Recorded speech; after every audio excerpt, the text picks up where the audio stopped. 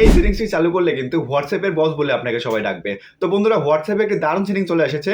তো কি সেই সেটিংস আর কেন সেই সেটিংসটি চালু করবেন, চলুন দেখে আসি। তো এর জন্য আপনাকে সবার প্রথমে চলে আসতে হবে হোয়াটসঅ্যাপের সেটিংস অপশনে। তো সেটিংস অপশনে আসার জন্য থ্রি ডটে ক্লিক করে সেটিংস অপশনে চলে আসবেন।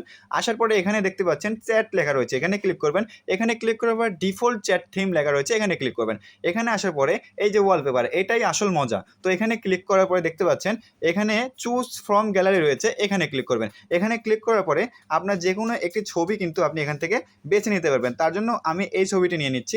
এই ছবিটি নেওয়ার পরে এখানে দেখতে পাচ্ছেন ছবিটি ছোট এবং বড় করা যাচ্ছে। তো এইভাবে আপনারা ঠিকঠাক করে নেবেন। করে নেওয়ার পরে এখানে টিকমার্ক দিয়ে দিবেন। টিকমার্ক দিয়ে সেট ওয়ালপেপারে ক্লিক করলে কিন্তু আপনার সেটিংসটি চালু হয়ে যাবে এবং আপনাকে যে মেসেজ করবে সে কিন্তু আপনার এই ছবিটি দেখতে পাবে এবং প্রতিটি মেসেজে কিন্তু আপনার এই ছবিটি ভেসে উঠবে তার সামনে এবং আপনার প্রিয় মানুষ কিন্তু এই ছবিটি দেখে অনেক খুশি হয়ে যাবে। ধন্যবাদ।